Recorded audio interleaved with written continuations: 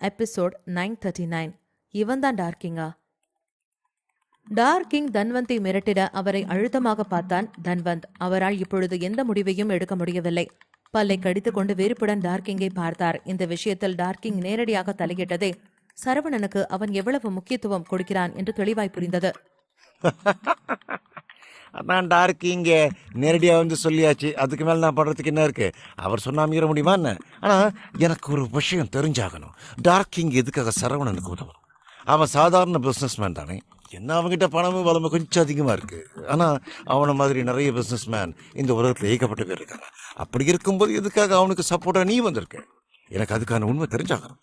பணத்துக்காகவோ பயத்துக்காகவோ அசையாத டார்க்கிங்கு எதுக்காக சாதாரண ஒரு பிஸ்னஸ்மேன் பின்னாடி போகணும்? இந்த கேள்விக்கு நீ பதில் சொன்னா நானும் சரவணன் எதிர்க்கிறத பத்தி யோசிப்பேன். ரொம்ப ஆர்வமா இருக்க நினைக்கிறேன். உன்னால சஸ்பென்ஸோட சாக முடியாது. சரி, போனா போகுதுன்னு நீ சாகிறதுக்கு முன்னாடி உன்னோட கடைசி ஆசை நான் நிறைவேற்றி வைக்கிறேன். அழுத்தமாய் கூறிய டார்க்கிங் திடீரென்று தன்வந்த் முன்னே வந்து மிக நெருக்கமாய் நின்றான். காற்றை விடவும் வேகமாய் அவன் செயல்பட்டுக் கொண்டிருக்க கண்கள் தெரித்து விழும் அளவிற்கு அதிர்ச்சியுடன் அவனை பார்த்தான் தன்வந்த். சட்டென்று டார்க்கிங் அவன் முகத்தில் அணிந்திருந்த மாஸ்கை கழற்ற அவனை இன்னும் அதிர்ச்சியாக பார்த்தான் தன்வந்த். இல்ல, இதுக்கு வாய்ப்பே இல்லை.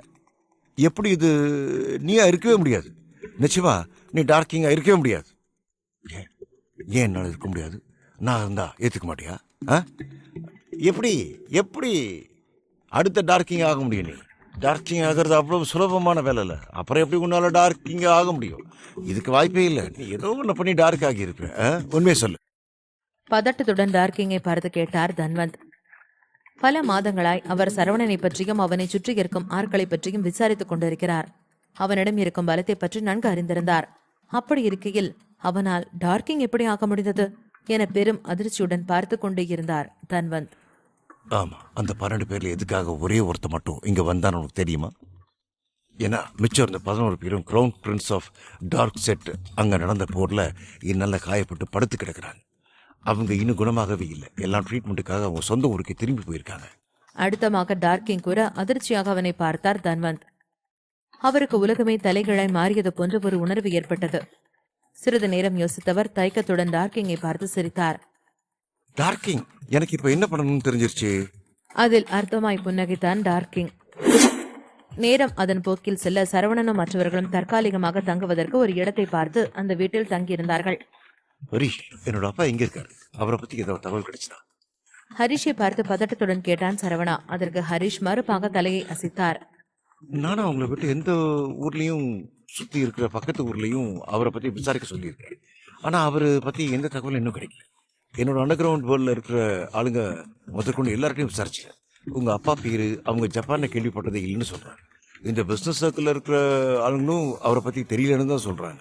ஹரிஷ் கூறியதை கேட்டு சரவணன் ஆழ்ந்த யோசனையில் மூழ்கினான். கொஞ்சம் கொஞ்சமாய் அவனின் அப்பா எதற்காக ஒட்டுமொத்த பிசினஸையும் அவனின் தலையில் கட்டினார் என்று அவனுக்கு புரிய ஆரம்பித்தது. ஏதோ ஒன்று நிச்சயம் பெரிதாய் நடக்க இருக்கிறது. அதனை முன்கூட்டியே அறிந்த சிவசக்திவேல் சரவணனிடம் அனைத்து பொறுப்புகளையும் ஒப்படைத்து விட்டார். அப்பா அவரு எங்கதான் போயிருப்பாரு? தாத்தாவை தேட போறோம்னு சொன்ன மனுஷன் இன்னும் காணும். அவரை பத்தி எந்த தகவலும் கிடைக்கல. ஆனா அந்த பிரீத்தி அவரோட பிக்சர் எனக்கு காட்டினா. இப்ப அவர் எங்க?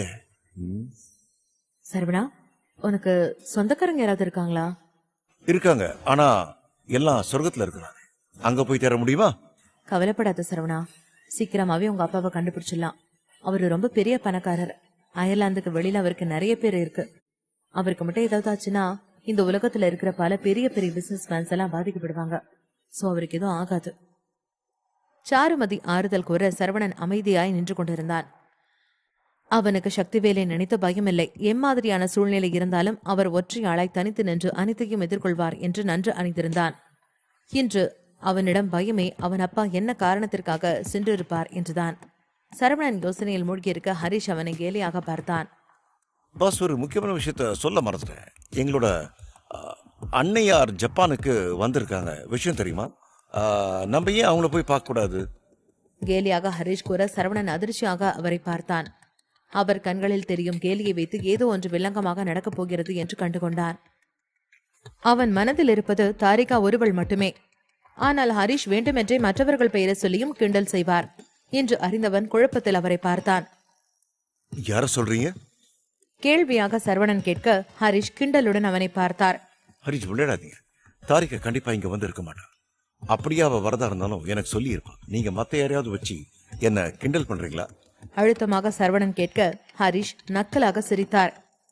ஐயோ, மாடர்ன் ஸ்ரீ ராமச்சந்திரனை நான் எப்படி கிண்டல் பண்ண முடியும்? சும்மா சொல்லுங்க.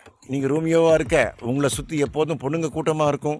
அந்த கூட்டத்துல இருந்து யாரோ ஒருத்தர் தான் வந்திருக்காங்க. அதனால கெஸ் பண்ணுங்க பாப்போம். ஹரிஷ் வம்பிழுக்க சரவணன் கடுப்பில் கண்களை சுழற்றினான். சாருமதி அமைதியாய் சிரித்துக் கொண்டு அமர்ந்திருந்தாள். அபிநயாவா இருக்க வாய்ப்பே இல்லை. அவ பிரெக்னண்டா இருக்கிறா. அதனால இவ்வளவு தூரம் டிராவல் பண்ணி வர மாட்டான். அடுத்து யாரு? எலினா. அவ தான் அயர்லாண்ட்ல இருக்காளே. அதனால இங்க வர்றதுக்கு வாய்ப்பு இல்லை. ஜாயும் இப்பதான் அவளை பாக்குறதுக்காக அயர்லாந்து போயிருக்கா. ஸோ திரும்ப இங்க வர்றதுக்கும் சான்ஸ் இல்லை. மிச்சமிதி இருக்கிறது இந்த நிவேதிதா தான். அவ தான் பெரிய ராட்சசியாச்சு. அவ எங்க போறா என்ன பண்றான்னு ஒன்றும் எனக்கு சொல்ல மாட்டான். இன்னும் சொல்ல போனா எங்க 2 பேருக்கும் என்கேஜ்மெண்ட் வீட்டில் பிரேக் பண்ணிட்டாங்க. அது இன்னும் அஃபிஷியலாக பண்ணாமல் இருக்காங்க. அவ என்ன ஒரு ஆளாவே மதிக்க மாட்டாளே. இவங்க எல்லாம் இல்லைன்னா நிவேதிதா தான் வந்திருக்காளா? கேள்வியாக சரவணன் கேட்க சத்தமாய் சிரித்தார் ஹரிஷ். பாத்தீங்களா பாஸ், எங்க அண்ணியை கரெக்டா கண்டுபிடிச்சிங்க. வேண்டுமென்றே ஹரிஷ் வம்பிழுக்க சரவணன் பல்லை கடித்தான். வயசுல மூத்தவராச்சின்னு பாக்குறேன். Please shut up Harish. ஆமா, அவ எதுக்கா இங்க வந்திருக்கா? அவளுக்கும் இங்க எந்த சம்மந்தமும் இல்லையே. யாரு கண்டா? உங்க மேல லவ் திடீர்னு பொங்கி வழிஞ்சிருக்குமோ என்னவோ. அதான் உங்களை தேடி எவ்வளவு தூரம் பறந்து வந்துட்டாங்க. வேண்டுமென்றே கிண்டல் செய்ய அவரை பயங்கரமாய் முறைத்தான் சரவணா. எபிசோட் 940. வந்துச்சே ஃபீலிங்ஸ். நிவேதிதாவுக்கு இங்க என்ன வேலை? அவைய இங்க வந்தா யாரு கண்டா? என்கேஜ்மெண்ட் பிரேக் ஆனதுக்கு அப்புறம் உங்க மேல காதல் பொங்கி வழிஞ்சிருக்குமோ என்னவோ. அதான் உங்களை பாக்குறதுக்காக இங்க ஆசையா ஓடி வந்திருப்பாங்க. கேலியாக ஹரிஷ் கூறிட அவரை பயங்கரமாய் முறைத்தான் சரவணா. ஹரிஷ் விளையாடாதீங்க. என்ன ஏதுன்னு சொல்றீங்களா? சத்தியமா அவங்க எதுக்காக இங்க வந்திருக்காங்கன்னு தெரியல. அவங்க ஜப்பானுக்கு வந்ததா ரெக்கார்டு சொல்லுது. மற்றபடி அவங்க ஏன் வந்திருக்காங்க, எதுக்காக வந்திருக்காங்கன்னு, என்ன நோக்கம் இருக்கும், இதெல்லாத்தையும் நீங்க தான் கண்டுபிடிக்கணும். இருக்கிற பிரச்சனை பத்தாதுன்னு இது வேறையா? மனதில் சலித்துக் கொண்டவன் அவனின் போனை எடுத்தான். நான் அவளுக்கு கால் பண்ணி பேசுறேன். நீங்க என் அப்பாவை கண்டுபிடிக்கிற வேலையை பாருங்க. கட்டளையாக்க கூறிய சரவணா போனை எடுத்து நிவேதிதாவிற்கு அழைத்தான். ஆனால் அவளோ அவனின் அழைப்பை ஏற்கவே இல்லை. என்னாச்சு உங்களுக்கு? என் போனை எடுக்கவே மாட்டேங்கிறா? யோசனையாக நினைத்தவன் உடனே அவளுக்கு மெசேஜ் செய்தான். ஆனால் நிவேதிதா அதற்கும் எந்த பதிலும் அளிக்கவில்லை. யோசனையில் முகத்தை சுருக்கிய சரவணன் நிவேதிதாவன் தாத்தா சிவகுமாருக்கு அழைத்தான். சரவணா. அழைப்பை ஏற்றதுமே உடனே பேசினார் சிவகுமார். கொஞ்சம் கொஞ்சமாய் அவரின் மரியாதை அவருக்கு திரும்ப கிடைத்துக் கொண்டிருந்தது. நிவேதிதா இப்ப எங்க இருக்காங்கன்னு உங்களுக்கு தெரியுமா? திடீரென்று சரவணன் இப்படி கேட்க ஒரு நிமிடம் யோசித்த சிவகுமார் அவனுக்கு பதில் கூறினார். ஜப்பானுக்கு தான் போயிருக்கிறதா உனக்கு தெரியாதா சரவணா? அவ ஜப்பான்ல தான் இருக்கான்னு எனக்கு தெரியும். ஆனா எக்ஸாக்டா எங்க இருக்கிறான்னு தெரியல. நான் கால் பண்ணாலும் கால் எடுக்க மாட்டேங்கிறா. மெசேஜ் பண்ணாலும் பதில் சொல்ல மாட்டேங்கிறா. அவளுக்கு ஏதாவது பிரச்சனையா இருக்குமோன்னு எனக்கு தோணுது. லேசான வருத்தத்துடன் கூறினான் சரவணா. அதில் சிவகுமார் ஆழ்ந்த யோசனையில் மூழ்கினார். என்ன சரவணா சொல்ற? அவ உன்னை பார்க்க தான் அங்க வந்தா. இன்னும் ஏன் உங்ககிட்ட வரல? என்ன சொல்றீங்க? அவ என்ன தேடி இங்க வந்தாளா? அவ கொஞ்ச நாளாவே வித்தியாசமா நடந்துக்கிறா. அவ ஏன் இன்னும் உங்ககிட்ட வரலன்னு எனக்கு தெரியல. கொஞ்ச நாள் முன்னாடி குமார் ஃபேமிலி குரூப்ஸோட மீட்டிங்ல இருந்தோம். அவங்களோட ஃபியூச்சர் டெவலப்மெண்ட்டுக்காக நிவேதிதா நிறைய பிளான் சொல்லிட்டு இருந்தா. அவளோட ஐடியாஸ் எல்லாமே அவங்களுக்கு ரொம்ப ரொம்ப பிடிச்சிருந்தது. நிவேதிதா அவங்களை ரொம்ப பெரிய பணக்காரங்களா ஆக்க போறாங்கன்னு நினைச்சிட்டு அவளை ஒரு வித எதிர்பார்ப்போட பார்த்துக்கிட்டு இருந்தாங்க. அவளும் நல்லா தான் பிஸ்னஸ் ஃபோக்கஸா இருந்தா. ஆனால் திடீர்னு என்ன நினைச்சாலும் மீட்டிங்கை பாதியிலேயே விட்டுட்டு கிளம்பிட்டா. அது ஏன் அப்படி பண்ணான்னு தெரியல. என்னாச்சு அவளுக்கு? எதுக்காக மீட்டிங்ல இருந்து பாதியிலேயே எந்திரிச்சு போறா? கொஞ்ச நாளாவே சரியில்லையே. மனதிலே யோசித்துக் கொண்டிருந்த சரவணா சிவகுமாரிடம் அதை பற்றி சொல்லவில்லை. அப்புறம் என்னாச்சு? அதில் யோசித்த சிவகுமார் ஞாபகம் வந்தவராய் பதில் கூற ஆரம்பித்தார். ஞாபகம் வந்துருச்சு. அன்னைக்கு மீட்டிங் விட்டு பாதியிலேயே எழுந்திரிச்சு போனவ அவ ஆபீஸ்ல உட்காந்து டிவி பார்த்துக்கிட்டே இருந்தா. இதனை கேட்டதும் சரவணன் இன்னும் முகத்தை சுருக்கினான். என்னாச்சு? அவ்வளோ பெரிய மீட்டிங்கை விட்டு டிவி பார்க்க போயிருக்கா? ஒருவேளை மண்டை குழம்பிடுச்சோ? மனதில் நினைத்தவன் அடுத்ததாய் அவள் என்ன செய்தாள் என்று கேட்டான். எனக்கு அதுக்கப்புறம் ஞாபகம் இல்லப்பா. நான் வேணும்னா அவளோட ஆபீஸ் ரூம்ல இருக்க சிசிடிவி கேமரா ரெக்கார்டை உனக்கு சென்ட் பண்ண சொல்றேன். என்னதான் சரவணன் அவர்கள் வீட்டு மருமகன் ஆக மாட்டான் என்றாலும் அவனை அந்த வீட்டு மாப்பிள்ளையாகவே நடத்தினார் சிவகுமார். அழைப்பை பேசி முடித்ததும் சரவணன் போனை வைத்தான். அடுத்த 10 நிமிடத்தில் நிவேதிதா கம்பெனியில் இருந்து சிசிடிவியின் ரெக்கார்ட் அவனுக்கு வந்தது. அதில் முதல் நிவேதிதா மிகவும் தீவிரமாகவும் நேர்த்தியாகவும் மீட்டிங்கை நடத்தி கொண்டிருப்பதை பார்த்தான். அவளின் முகபாவனையே அவள் எந்த அளவிற்கு வேலையை நேர்த்தியாக செய்கிறாள் என்று காட்டியது. மீட்டிங் நடந்து கொண்டிருக்கும் வேளையிலே நிவேதிதா போனை எடுத்து பார்த்தாள். அதில் என்ன செய்தி வந்திருக்கிறது என்று சரவணனுக்கு தெரியவில்லை. ஆனால் அதனை பார்த்ததும் நிவேதிதாவின் முகம் மாறியது. உடனே பாதியில் மீட்டிங்கை விட்டுவிட்டு அவளின் ஆபீஸ் ரூமிற்கு சென்றாள். அங்கு சென்றதுமே வேகமாய் டிவியை போட்டு பார்க்க ஆரம்பித்தாள் நிவேதிதா. அவள் என்ன பார்க்கிறாள் என்று சரவணனால் தெளிவாக காண முடிந்தது. நியூஸ் சேனலை தான் அவள் பார்த்து கொண்டிருந்தாள். டிவி முன்பு நின்றிருந்த நிவேதிதா மிகவும் தீவிரமாக ஓடும் செய்தியை பார்த்து கொண்டிருந்தாள். அன்றைய தினம் நிவேதிதா சாம்பல் நிற சூட் அணிந்து உள்ளே வெள்ளை நிற டிஷர்ட் அணிந்திருந்தாள். அதற்கு ஏதுவாய் சாம்பல் நிற பென்சில் ஸ்கர்ட்ஸ், அந்த நிறத்திற்கு ஏற்ற ஹை ஹீல்ஸும் அணிந்து கைகளை மார்புக்கு குறுக்கே கட்டிக்கொண்டு டிவியை தீவிரமாக பார்த்து கொண்டிருந்தாள். அவளின் முகபாவனையை படித்துக் கொண்டிருந்தான் சரவணா. அவளின் முகம் கொஞ்சம் கொஞ்சமாக மாற சரவணன் என்ன செய்தி ஓடுகிறது என்று உற்று பார்க்க ஆரம்பித்தான். செய்தியில் ரெட் ஃபைன் பார்மஸ்டிகள் இண்டஸ்ட்ரி என்ற பெயர் ஓடிக்கொண்டிருந்தது. சில நாட்களுக்கு முன்பாக நடந்த சம்பவம் தான் அந்த செய்தியில் வந்தது. இன்னும் அந்த பிரச்சனை சரியாகாமல் இருக்க சரவணன் அதை கண்டு லேசாக அதிர்ச்சி அடைந்தான். ரெட் வைன் பார்மசிட்டிகல்ஸ் இண்டஸ்ட்ரி பத்தின நியூஸ் கேள்விப்பட்டதும் நிவேதிதா மீட்டிங் பாதிலேயே விட்டுட்டு வந்தாளா? வாய்ப்பே இல்ல. திடீர்னு உனக்கு என்ன என் மேல அக்கறை வந்துருச்சு. இத்தனை நாள் என்ன மனுஷனா கூட மதிக்க மாட்டேன். இப்ப இவ்வளவு அக்கறையா எதுக்காக ஜப்பான் வரைக்கும் வந்திருக்கா? மனதில் புலம்பிய சரவணா நன்றாக வீடியோவை உற்று பார்த்தான். நிவேதிதா செய்தியை திரும்ப திரும்ப பதட்டத்துடன் படித்துக் கொண்டிருந்தாள். அவளின் பதட்டமான முகத்தை பார்த்து லேசாய் சிரித்துக் கொண்டான். லூஸ் ஆயிட்டாலோ? மெலிதாய் சிரித்தான் சரவணா. நிவேதிதாவின் வீம்பான பிடிவாதத்திற்கு பின் இப்படி ஒரு அக்கறை இருக்கும் என்று அவன் எதிர்பார்க்கவே இல்லை. அவளுக்கு அவன் மீது அக்கறை இருந்தால் சாதாரண ஒரே ஒரு போன் காலில் நடக்கும் விஷயத்தை பற்றி அவள் அறிந்து கொண்டிருக்கலாம். ஆனால் அவனுக்கு அழைக்காமல் நேரடியாக ஜப்பானுக்கு கிளம்பி வந்துவிட்டாள். இவளை என்ன செய்யலாம் என்று யோசித்தான் சரவணா. உடனே அவனின் போனை எடுத்து ரத்தினத்திற்கு அழைத்தான். ரத்னம், உடனே நிவேதிதா எங்க இருக்கிறான்னு கண்டுபிடிச்சு சொல்லுங்க. அதே மாதிரி அவ அங்க இருந்து கிளம்புறதுக்கு முன்னாடி யார்கிட்ட பேசினான்னு கண்டுபிடிச்சு சொல்லுங்க. அவசரமாய் சரவணன் கேட்க ரத்தினம் அந்த வேலையில் உடனே மூழ்கினார். அடுத்த 10 நிமிடத்தில் விஷயத்தை கண்டுபிடித்து விட்டார் ரத்தினம். சார், மிஸ் குமார் கடைசியா பேசினது பெஸ்வானி ஃபேமிலி கிட்ட. அவரோட பேரு லியோன் பெஸ்வானி. பெஸ்வானி குடும்பத்தோட மூத்த பையன். இதை கேட்டதும் லேசாய் அதிர்ந்தான் சரவணா. என்னது, லியோன் கிட்டயா? பெஸ்வானி ஃபேமிலியோட மூத்த பையனா?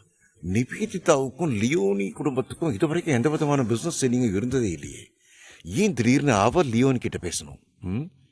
அவங்களுக்குள்ள என்ன சம்பந்தம்? யோசனையாக கேட்டான் சரவணா. எனக்கும் அதை பத்தி பெருசா எதுவும் தெரியல. ஆனா லியோன் பெஸ்வானி வெறும் மூத்த பையன் மட்டும் இல்ல, பெஸ்வானி குடும்பத்தோட அடுத்த வாரிசா வந்தான். ஒட்டுமொத்த பெஸ்வானி குடும்பமும் அவனை நம்பிதான் இருக்கு. அதனாலதான் பெஸ்வானி குடும்பத்துக்கு ஜப்பான்ல ரொம்ப பெரிய மரியாதை இருக்கு. அவனோட ஆதிக்கம் தான் இங்க அதிகம். எனக்கு என்னவோ மிஸ் குமார் லியோனை உங்களுக்காக தான் பார்க்க போயிருப்பாங்களோன்னு தோணுது. ஜப்பான்ல உங்களுக்கு ஏதாவது ஆயிடும்னு பயத்துல தான் அவங்க கிட்ட ஹெல்ப் கேட்க போயிருப்பாங்களோன்னு நினைக்கிறேன். இப்படியும் இருக்கலாம், இல்ல வேற ஏதாவது பிசினஸ் வேலையா விஷயமா கூட இருக்கலாம். எனக்கு அதை பத்தி முடிச்சா எதுவும் தெரியல. யோசனையுடன் ரத்தினம் கூற அமைதியாய் தலையசைத்தான் சரவணா. சரி, ஓகே, இத நான் பாத்துக்கிறேன். அழைப்பை துண்டித்ததுமே ஹரிஷ் உடனே சரவணன் பக்கம் வந்தார். என்ன ராஸ், ஃபீலிங்ஸ் வந்துருச்சோ? கேலியாக கேட்ட ஹரிஷ் வந்துச்சு ஃபீலிங்ஸ் பாட்டை பாடிக்கொண்டு சரவணன் முன்பு ஆட அவரை பயங்கரமாய் முறைத்தான் சரவணா. எபிசோட் 941. வந்துச்சா ஃபீலிங்ஸ்? வந்துருச்சுல்ல ஃபீலிங்ஸ்? வண்டி வண்டியா? ஹரிஷ் அவர் பாட்டுக்கு பாடிக்கொண்டும் ஆடிக்கொண்டும் சரவணனை வெறுப்பேற்றிக் கொண்டும் இருக்க அவரை பயங்கரமாய் முறைத்தான் சரவணா. ஹரிஷ், கொஞ்சம் அமைதியா இருக்கீங்களா? நானே இருக்கிற கடுப்புல என்ன பண்றதுன்னு தெரியாம இருக்கிறேன். நீங்க வேற என்ன வெறுப்பேத்திக்கிட்டே இருக்காதீங்க. உங்க கூட இருக்கிறதே ஒரு இம்சையா இருக்கு. என்ன பாஸ், இதுக்கு இப்படி கடுப்பானா என்ன அர்த்தம்? இனிமே தான் மிஸ் குமாரை மீட் பண்ண போறோம். அவங்க வந்ததுக்கு அப்புறம் தானே இன்னும் உங்களை வச்சு செய்ய முடியும். வேலைங்கிற பேர்ல எங்களுக்கு எவ்வளவெல்லாம் படுத்தி எடுக்கிறீங்க. இதை வச்சுதானே உங்களை கடுப்பேத்த முடியும். ஹரிஷ் வம்பிழுக்க சரவணன் அவரை பயங்கரமாய் முறைத்தான். என்ன ஹரிஷ், கொஞ்சம் என்ன விட்டா நீங்க ரொம்ப ஓவரா பண்றீங்க. இது வேலைக்கு ஆகாது. என்ன, நான் ஜஸ்டினை வர சொல்லவா? அவன் தான் நல்ல பையன், நான் சொல்றது கேட்பான். வேண்டுமென்றே ஹரிஷை கடுப்பேத்த ஜஸ்டின் பெயரை எடுக்க ஹரிஷ் கப்ஷிப் என்று வாயை மூடிக்கொண்டார். பாஸ், உங்க உண்மையான விசுவாசி நான் இருக்கிறப்போ எதுக்கு அந்த பொடி பையில கூப்பிடுறீங்க? அவன் தான் எங்களோட ஒரிஜினல் அன்னைக்கு பாதுகாப்பா அங்க இருக்கானே. இங்க நான் உங்களுக்கு பாதுகாப்பு கொடுக்குறேன். இனிமே நான் உங்களை கலாய்க்க மாட்டேன். பொட்டி பாம்பாய் அடங்கிய ஹரிஷ் கூற லேசாய் சிரித்தான் சரவணா. ஹரிஷின் விளையாட்டுத்தனத்தை கண்டு இந்த சூழ்நிலை கூட அவனுக்கு சிரிப்பாய் வந்தது.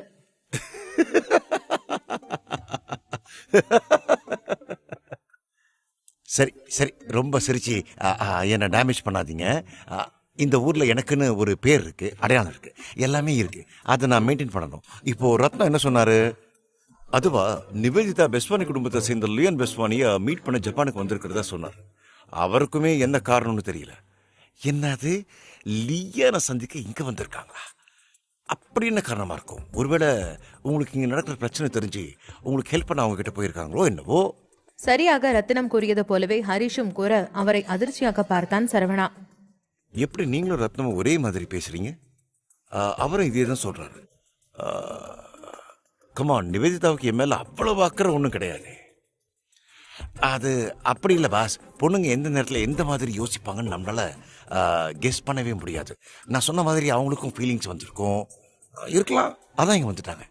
ஹரிஷ், அடுத்த வேலை என்னவோ அதை பார்க்கலாமா? என்னை ரொம்ப கிண்டல் பண்ணிட்டு இருக்கீங்க. அப்புறம் உங்களோட லவ் லைஃப்பை நான் கும்மி அடிச்சுட்டு போயிடுவேன், பார்த்து. போலியாக சரவணன் மிரட்ட அவனை அதிர்ச்சியுடன் பார்த்தார் ஹரிஷ். பாஸ் பாஸ், இது குதூகலமாக இருக்கிற குடும்பத்தில் கும்மி அடிச்சுட்டு போயிடாதீங்க. ஏற்கனவே அவன் நான் ஊராக சுற்றுறேன்னு ஊருக்கு ஒரு பொண்டாட்டி வச்சிருக்கணும்னு என்னை கேட்டுகிட்டே இருக்கா. அதை சமாளிக்கவே என்னால் முடியல. அழுகுரலில் ஹரிஷ் கூற சிரித்தான் சரவணா. சரி சரி, ஒன்றும் சொல்ல மாட்டேன். இப்போ வேற இவ ஜப்பான் வந்திருக்காளே, இங்கே எங்கே தங்குவா? அவளுக்கு வேற பாதுகாப்பு கொடுக்கணும். இந்த லியான் யாரு, எப்படிப்பட்ட ஆளு? என்னை சுற்றி இருக்கிறவங்கள பாதுகாக்கிறது எனக்கு வேலையாக போச்சு. இதெல்லாம் எப்போ சரி கட்டி நான் எப்போ என் ஆள் கூட ரொமான்ஸ் பண்ணி இதுக்கு ஒரு எண் கார்டை போடுவேன். எனக்குன்னு எங்கேருந்து தான் புதுசு புதுசாக முளைச்சி வரானுங்களோ. ஏற்கனவே எல்லாத்தையும் முடிஞ்சிருச்சுன்னு நினச்சி சந்தோஷமாக டூயட் பண்ணுறான்னு இருக்கிறப்போ புதுசாக முளைச்சி வரானுங்க. எல்லாம் என் நேரம். விட்டுங்க பாஸ், உங்கள் அப்பா மறைக்கிற விஷயம் என்னன்னு கண்டுபிடிச்சா இது எல்லாத்துக்குமே நம்ம முடிவு கட்டிடலாம். இப்போ அவரை கண்டுபிடிக்கிறது தான் முக்கியம். அதுக்கு முன்னாடி சாரி உங்களோட எக்ஸ் ஃபியான்சி எப்படி பத்திரப்படுத்துறதுன்னு நான் பார்க்கறேன். அவங்க பத்திரமா இருக்க நான் ஏற்பாடு பண்றேன். உடனே இந்த லியானை பத்தி விசாரிச்சுட்டு சொல்றேன். லேசான சிரிப்புடன் கூறிய ஹரிஷ் உடனே அவரின் போனை எடுத்தார். லியானுக்கு தான் அவர் அழைத்தார். ஆனால் புதிய நம்பராக இருக்க லியான் அழைப்பை எடுக்கவில்லை. அழைப்பை துண்டிக்க ஹரிஷ் புருவ முடிச்சுடன் போனை பார்த்தார். இவனுக்கு எவ்வளவு திமிரு இருந்தா என்னோட காலையே கட் பண்ணுவான். இவனை இப்படி விடக்கூடாது. அழுத்தமாக கூறிய ஹரிஷ் அங்கிருக்கும் ராயன் பக்கம் திரும்பினார். ராயன், உடனே நீ பெஸ்வானி குடும்பத்தோட இடத்துக்கு போகணும். ஹரிஷ் கூறியதை கேட்டதும் அதிர்ந்தான் ராயன். பாஸ், இப்ப நான் எதுக்காக அங்க போனோம்? போய் அந்த லியானை இங்க கூட்டிட்டு வா. ஹரிஷ் கட்டளையில் அவனை திகைப்புடன் பார்த்தான் ராயன். ஓ, ஓகே பாஸ், நான் கூட்டு வரேன். அமைதியாய் கூறிய ராயன் அங்கிருந்து லியானை சந்திக்க கிளம்பினான். 2 மணி நேரம் கழித்து அங்கு செல்ல நிவேதிதா பெஸ்வானி குடும்பத்தைச் சேர்ந்த லியானுடன் பேசிக் கொண்டிருந்தாள். மிஸ் குமார், உங்களோட கோஆபரேஷன் ஐடியாவை பார்த்தேன். உண்மையை சொல்லணும்னா எனக்கு அதுல பெருசா எந்த இன்ட்ரெஸ்டும் இல்லை. போனில் விளையாடிக் கொண்டு அவளிடம் பேச விருப்பம் இல்லாதது போல் கூறினான் லியான். அவனின் நடவடிக்கை நிவேதிதாவிற்கு கொஞ்சம் கூட பிடிக்கவில்லை. முகத்தை சுருக்கியவள் எதுவும் சொல்லாமல் அமைதியாய் அமர்ந்தாள். அப்ப சாருக்கு பிடிக்கிற மாதிரி நான் என்ன பண்ணணும்னு சொல்றீங்களா? சீரியஸாக அவனை பார்த்து கேட்டாள் நிவேதிதா. அதில் சிரித்தான் லியான். உன் மனசுல என்ன நினைச்சிட்டு இருக்கிற? பெஸ்வானி குடும்பத்துக்கும் அந்த சரவணனுக்கும் கொஞ்சம் கூட ஆகவே ஆகாது. இப்ப எங்களுடைய இடத்துக்கு அவன் இங்க வந்து இருக்கிறப்போ நாங்க அவனை சும்மா விடுவோம் நினைக்கிறியா? நிவேதிதா, நீ பார்க்க ரொம்ப அழகா இருக்கிற.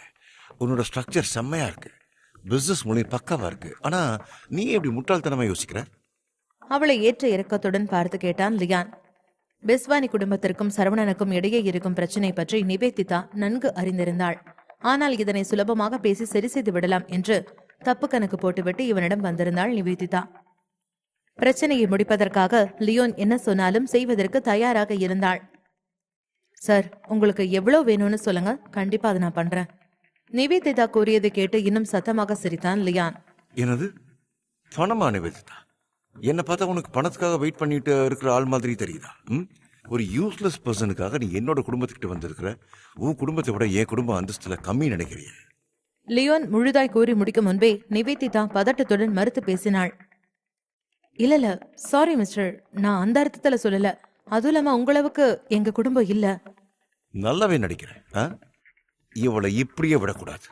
மனதில் நினைத்து கொண்ட லியான் பேச வருவதற்கு முன்பு அந்த இடத்திற்கு வந்தான் ராயன். நிறுத்துங்க. அவன் குரலில் லியானும் அவனின் ஆட்களும் அவனை பார்த்தார்கள். ராயனை கண்ட நொடியே லியான் அவன் யார் என்று கண்டு கொண்டான். அவன் ஹரிஷின் ஆள் என்று நன்றாய் தெரியும். ஆனால் அவன் கண்ணிற்கு ஹரிஷ் ஒரு பொருட்டே இல்லை. உனக்கு இங்க என்ன வேலை? என்னோட பாஸ் உன்னை வர சொன்னாரு. என்னது? உன்னோட பாஸா? என்ன காமெடி பண்றியா? நான் உன்னோட பாஸை தேடி வரணுமா? என்னை மீட் பண்றதுக்கு அவனுக்கு என்ன தகுதி இருக்கு? அதுவும் அவன் இடத்துல நான் வந்து பார்க்கணுமா? அந்த அளவுக்கு அவன் பெரிய ஆளா? லியான், என்னோட பாஸை தன்மையா உன்னை கூப்பிடுறப்பவே வந்துரு, இல்லைன்னா அது உனக்குத்தான் பிரச்சனையா இருக்கும். இருந்தாலும் உன்ன மாதிரி ஆளுங்களுக்கு இவ்வளவு திமிரு இருக்க கூடாதுப்பா. யார் இடத்துக்கு வந்து யாருக்கே ஆர்டர் போடுறேன்? அழுத்தமாய் கூறிய லியான் ராயனின் கழுத்தை நெரித்து பிடித்தான். எபிசோட் 942. பிரச்சனை செய்யும் லியான். லியான் ராயன் கழுத்தை நெரிக்க அவனை அதிர்ச்சியாக பார்த்தான் ராயன். ஹரிஷ் நாளை அவன் இடத்தில் கண்டதும் லியானுக்கு கோபம் அதிகரித்தது. அதீத கோபத்துடன் ராயனை தள்ளிவிட சுவற்றில் மோதிய ராயன் ரத்தத்தை துப்பினான். நீ யாரு மேல கைய வைக்கிறேன்னு யோசிச்சு கைய வை.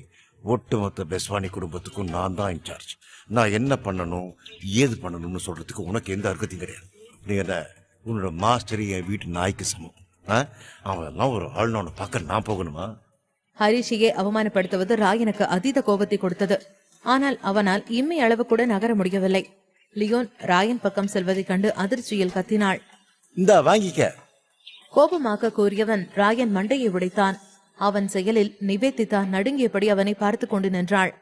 கவலைப்படாத நிவேதிதா, அடுத்தது சரவணன் தான். இன்னைக்கு ராத்திரி என் கூட டான்ஸ் ஆட ரெடியாரு. கிளப்லயும் டான்ஸ் பண்ணலாம், பெட்லயும் டான்ஸ் பண்ணலாம். அந்த சரவணனின் காலில் விழ வைக்காம விட மாட்டேன். அழுத்தமாக கூறியவன் அந்த இடத்தை விட்டு வெளியேறினான். சரவணனை காலில் விழ வைப்பதா? அது நடக்காத காரியம். ஒட்டுமொத்த பெஸ்வானி குடும்பமும் அவனை எதிர்க்க அஞ்சும். விஷயம் தெரியாத லியான் ஆணவத்தில் ஆடினான். லியான் நூற்றுக்கணக்கான ஆட்களை அழைத்துக் கொண்டு சரவணன் தங்கியிருக்கும் இடத்திற்கு சென்றான். ஏய் சரவணா, வெளியே வாடா! ஆக்ரோஷமாய் வீட்டு வாசலில் நின்று கத்தினான் லியான். அவனின் சாவு வாசலில் நிற்பதை அறியாமல் ஆணவத்தில் கத்தினான்.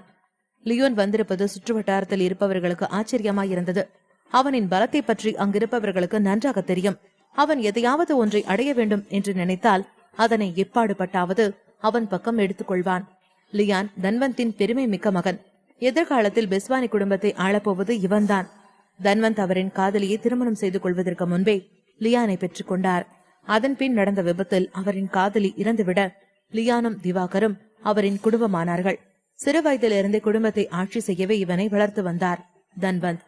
அதனால் அதீத திமிருடன் இருந்தான் லியான். இளம் வயதிலிருந்து அண்டர் கிரவுண்ட் உலகத்தில் அவனை நுழைத்து விட்டார் தன்வந்த். கடைசி 10 வருடங்களால் அண்டர் கிரவுண்டில் சேர்ந்து 10க்கும் மேற்பட்ட தாதாக்கள் அவனிடம் சரணடைந்தார்கள். எப்பொழுதெல்லாம் லியான் ஒருவரை பார்த்து எதிர்த்து சொல்கிறானோ அவனை எதிர்ப்பவர்களுக்கு சாவு மட்டுமே உறுதி. திரும்பவும் இந்த இடத்துல பிரச்சனை நடக்க போதோ? கொஞ்ச நாளைக்கு முன்னாடி தான் பவலியான சேர்ந்த ஒரு ஆள் ஒருத்தன் போலியான மருந்து கொடுத்து பிரச்சனை பண்ணான். இப்ப இங்க அடுத்து என்ன பிரச்சனை நடக்க போகுது? அங்க இருப்பவர்கள் தங்களுக்குள் பேசிக்கொள்ள இதனை கேட்ட லியோன் கேள்வியாக முகத்தை சுருக்கினான். லூசிபர் சரவணனுக்கு வக்காலத்து வாங்கி பேசினார் என்று கேட்கவே அவனுக்கு ஆச்சரியமாக இருந்தது. இப்படி நடக்க வாய்ப்பே இல்லை. லட்மூன் ஆர்கனைசேஷனோட மரியாதை என்ன ஆகுறது? பணத்துக்காக அவங்களோட தன்மானத்தையே அவங்க விட்டு கொடுக்க மாட்டாங்க. அப்படி இருந்து எதனால சரவணனுக்கு பணிஞ்சு போறாங்க? யோசனையாக அவன் நினைத்துக் கொண்டிருக்க அந்த இடத்தை சுற்றி கூட்டம் கூடியது. அந்த கூட்டம் எல்லாம் சரவணன் யார் என்று பார்க்க ஆர்வமாய் கூடியது. வீட்டை விட்டு சரவணனும் ஹரிஷும் வெளியே வர லியான் சரவணன் பக்கம் சென்று அவனை எடை போடும் பார்வை பார்த்தான். ஓ, நீதா சரவணனா? மட்டமாக கேட்ட லியான் ஏற்ற இறக்கத்துடன் பார்த்தான். ஆனால் சரவணன் பதில் பேசாமல் அவன் போனையே நோண்டிக் கொண்டிருந்தான். உக்ஷியால் இருக்கிற எல்லாரையும் போட்டு அடிச்சா நீ பெரிய ஆளா? இது ஒன்னும் உன்னோட ஊர் இல்ல, ஜப்பான். இங்க உன்னோட ஆட்டம் எதுவுமே செல்லுபடி ஆகாது. திமிராக லியோன் கூறிய சரவணா அவன் போனில் விளையாடி கொண்டே இருந்தான். போனை அங்கும் இங்கும் ஆட்டி ஆட்டி விளையாடி கொண்டிருந்தான். ஹரிஷ், இந்த கேமை பாருங்களேன், பயங்கரமா இருக்கு. இது நல்லா இருக்கு. எதிரில் இருக்க கோழி குஞ்ச உடனே காலி பண்ணணும். விளையாட்டை பார்த்து கொண்டே சரவணன் கோர ஹரிஷ் சிரித்தார். இவர்கள் செயலில் லியான் தான் அதிர்ச்சியில் உறைந்தான். எவ்வளவு திமிரு இருந்தா இவனுங்க 2 பேரும் நான் சொல்றது கேட்காம விளையாடிட்டு இருப்பானுங்க. இவனுங்களை இன்னைக்கு ஒடிச்சு கட்டுறேன். இன்னைக்கு தான் நீ சந்தோஷமா சிரிக்கிறதுக்கு கடைசி நாளா இருக்கும். கோபமாக லியோன் கூட சரவணனும் ஹரிஷும் அவன் பேச்சை கண்டுகொள்ளவே இல்லை. பாஸ், அவனை போடுங்க, அவன் தான் ரொம்ப ஓவரா சொல்லிக்கிட்டு இருக்கான். வாயாது. சீரியஸாக ஹரிஷ் விளையாட்டை பார்த்து கூற சரவணன் மும்முரமாய் விளையாடி கொண்டே இருந்தான். சரவணன் இவனின் அப்பா தன்வந்தையே ஒரு வழி செய்து விட்டான், இவனெல்லாம் எம்மாத்திரம் என்று விளையாடி கொண்டிருந்தான். இருவரும் சீரியஸாக விளையாட்டில் மூழ்கியிருக்க ஹரிஷ் பக்கம் ஒருவன் வந்து தகவல் கூறினான். பஸ், ஒரு முக்கியமான விஷயம். ராயனுக்கு அடிபட்டிருக்கு. அவன் கையில பயங்கரமா காயம் ஏற்பட்டிருக்கு. ஒருவன் ராயனுக்கு ஏற்பட்ட காயத்தை பற்றி கூற ஹரிஷுக்கு பயங்கரமாக கோபம் வந்தது. என்னாச்சு ஹரிஷ்? சரவணன் கேட்ட கேள்விக்கு ஹரிஷ் பயங்கரமாய் லியானை முறைத்தான். பாஸ், நான் இன்னைக்கு சும்மா விட மாட்டேன். இவனை நானே போட்டு தள்ளவா? உங்களுக்கு எந்த பிரச்சனையும் இருக்காதுல்ல? கோபமாக கேட்ட சரவணன் லேசாக சிரித்தான். ஹரிஷ், இது சாதாரண ஒரு நாய். இதை பத்தி நீங்க என்கிட்ட கேட்கணுமா? உங்களுக்கு என்ன வேணுமோ நீங்க தாராளமா பண்ணிக்கங்க. சர்வ சாதாரணமாய் கூறிய சரவணா விளையாட்டை விட்டு கண்களை அகற்றவே இல்லை. ஆனால் அவன் கூறிய வார்த்தைகளில் லியான் கண்களை அகல விரித்தான். சரவணனின் கண்களுக்கு எவ்வளவு பெரிய பெஸ்வானி குடும்பத்தின் மூத்த வாரிசு சாதாரண நாய் போல் இருக்கிறதா என்று எண்ணி கோபம் கொண்டான். எவ்வளவு திமிரு இருந்தா என்னைக்கு நாய்ன்னு சொல்லுவேன். இது ஒன்றும் ஹோக்சியா கிடையாது. அங்க ஆடின ஆட்டெல்லாம் இங்க செல்லுபடியாகாது. உன்னை நான் சும்மாவே விட மாட்டேன். மனதில் நினைத்த லியான் சரவணனை பயங்கரமாய் முறைத்தான். சரவணா, உன்கிட்ட நான் சண்டை போட வரல. ஆனா நீ என்கிட்டவே உன்னோட திமிர்த்தனத்தை காட்டுற. உனக்கு மேல எனக்கு திமிர் அதிகம். இது என்னோட கோட்டை. இங்க உன்னால ஒன்னும் பண்ண முடியாது. அழுத்தமாய் கூறினான் லியான். அப்படியிருந்தும் சரவணன் அவனை கொஞ்சம் கூட கண்டுகொள்ளவே இல்லை. அவன் பேசுவதற்கு முன்பு ஹரிஷ் தான் பேசினார். என் ஆளு ராயன் மேலே கை வச்சிட்டியா? ராயன்னா எவன் அவன்? என்னோட ஆளு. அப்படியா? எனக்கு யாரும் ஞாபகம் இல்லையே. ஆனா இன்னைக்கு என்னோட வீட்டுக்கு ஒரு நாய் வந்து ரொம்ப குறைச்சிருச்சு. என்னோட வீட்டில் கண்ட நாயெல்லாம் உளர விட மாட்டேன். குறைக்க கூடாத இடத்துல வந்து சத்தம் போட்டு குறைச்சதா? அதான் லைட்டா 2 தட்டு தட்டினேன். நீயே சொல்லு, சிங்கத்தோட கோட்டைக்கு வந்து சாதாரண நாய் வாலாட்டலாமா? அதான் 2 தட்டு தட்டி படுக்க வச்சுட்டேன். அவனை உயிரோட விட்டு நினைச்சு சந்தோஷப்படு. ஓ, இப்போதான் ஞாபகம் வருது. அந்த நாய் உன்னோட நாய் தானே? எனக்கு ஹரிஷ், என்ன ஹரிஷ், கொம்பு முளைச்சிருச்சு போல. கொஞ்சம் விட்டா ஒட்டுமொத்த இடத்துக்கு நீ உன் கண்ட்ரோலுக்கு கொண்டு வரலாம்னு நினைக்கிறியா? இது என்னோட இடம். ஏன் இடத்துல உன்னோட குறைக்கிற சத்தம் எடுபடாது. உன்னை மாதிரியான நாய்கள் எந்த இடத்துல நிப்பாட்டணுமோ அந்த இடத்துல நிப்பாட்டி வைக்கணும். இல்லைன்னா சிம்மாசனத்துல வந்து அது உட்கார்ந்துடும். மிகவும் திமிராக கூறினான் லியான். சரவணன் அவனின் திமிர்த்தனத்தை அவனிடம் காட்ட அவனுக்கு ஒரு படி மேல் காட்டினான் லியான். சாதாரண இவனை வச்சுக்கிட்டு என் இடத்துல நீ பெரிய இவனு காட்ட நினைக்கிறியா? சரவணன் பார்த்து கத்தினான் லியான். லியான் பேசி முடித்த மறுநொடியை அவனின் கழுத்தை நெரித்து பிடித்திருந்தார் ஹரிஷ். கண்ணிமிக்கும் நேரத்தில் அருகே வந்து அவனின் கழுத்தை அழுத்தமாக பிடித்தார். அவரின் பிடி இரும்பு பிடியாக இருக்க அவரை முறைத்து பார்த்தான் லியான். எவ்வளவு திமிர் இருந்தா எம்எல்ஏ கைய வைப்பேன். சிவந்த முகத்துடன் லியான் கேட்க ஹரிஷ் அவனை பயங்கரமாய் முறைத்துக் கொண்டு கழுத்தை நெரித்தார். நடப்பவற்றையெல்லாம் சரவணன் அமைதியாய் வேடிக்கை பார்த்தார். எபிசோட் 943 தன்வந்த் வருகை. லியோன் கழுத்தை ஹரிஷ் நெரித்துக் கொண்டிருக்க சரவணன் அமைதியாய் வேடிக்கை பார்த்தான். அவனை ஹரிஷை கையாளட்டும் என்று விட்டுவிட்டான். காரணம், ஹரிஷுக்கு மிகவும் நம்பகமான ராயனையே அவன் காயப்படுத்தியிருக்கிறான். அவரே லியானை ஒரு வழி செய்யவில்லை என்றால் அவரின் கோபம் மட்டுப்படாது. உனக்கு இன்னும் 3 செகண்ட் டைம் தரேன். அதுக்குள்ள ஒழுங்கு மரியாதை மன்னிப்பு. கோபமாக லியோன் கழுத்தை நெரித்தபடியே ஹரிஷ் கூற அங்கிருப்பவர்கள் அதிர்ச்சியாக அவரை பார்த்தார்கள். சிலருக்கு ஹரிஷின் பேச்சு சிரிப்பை கொடுத்தது. அவன் ஊரில் பாஸாக இருந்து பழக்கப்பட்டு இங்கு வந்து அவனின் வேலையை காட்டுகிறானே என்று எண்ணியே நகைத்தார்கள். எங்கிருந்தோ வந்தவன் இங்கிருக்கும் பெஸ்வானி குடும்பத்தையே அவனால் எதிர்க்க முடியுமா என எள்ளலாக பார்த்தார்கள். என்னது, நான் மன்னிப்பு கேட்கணுமா? அது உன்கிட்டயா? நீ யார் முன்னாடி பேசிட்டு இருக்க உனக்கு தெரியாத? உன்னோட தகுதி என்னன்னு தெரிஞ்சுக்கிட்டு பேசு. உனக்கும் மன்னிப்பு கேட்க சான்ஸ் கொடுக்கறதுனாலதான் இவ்வளவு நேரம் பொறுமையா பேசிக்கிட்டு இருக்க. என்னை இன்னும் கோவப்படுத்தின மன்னிப்பு கேட்க கூட உனக்கு சான்ஸ் கொடுக்க மாட்டேன். எனக்கு நீ சான்ஸ் கொடுக்கலையா? நான் உனக்கு அந்த சான்ஸை கூட தரல. ஏய் ஹரிஷ், உனக்கு நான் யாரும் தெரியாது. என்னை பத்தி தெரியாம ஓவரா பேசிட்டு இருக்க. இன்னைக்கு இந்த இடத்துல உனக்கு தெரியும் நான் யாரு, என்னோட பலம் என்னன்னு. இது ஒன்றும் உன்னோட ஊர் மாதிரி கிடையாது. ஜப்பான் மொத்தமும் எனக்கானதுன்னு உனக்கு நான் ப்ரூவ் பண்ணி காட்டுறேன். திமிராக லியான் கூற ஹரிஷுக்கு கோபம் அதிகரித்தது.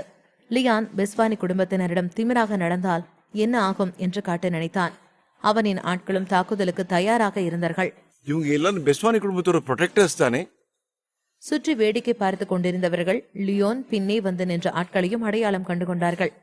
தன்வந்தும் திவாகரும் அவரின் மகன்களை பாதுகாக்க 2 புரொடெக்டர்கள் இந்நேரமும் அவர்களுடன் இருப்பதற்காக ஏற்பாடு செய்திருந்தார்கள். பல வருடங்களாய் இந்த வழிமுறை இருக்கிறது. அந்த 2 பாதுகாவலர்களும் சண்டையிடுவதில் தலை சிறந்தவர்கள். இதில் இருப்பவர்களுக்கு பாலினம் வேறுபாடு கிடையாது. ஆண் பெண் யாராக இருந்தாலும் வலிமை மிக்க அவர்களை இந்த பதவியில் இருப்பார்கள். அவர்களின் தலையாய கடமையே அவர்களின் மாஸ்டரை பாதுகாப்பதுதான். ஆனால் லியான் இதில் சற்று வேறுபட்டவன்.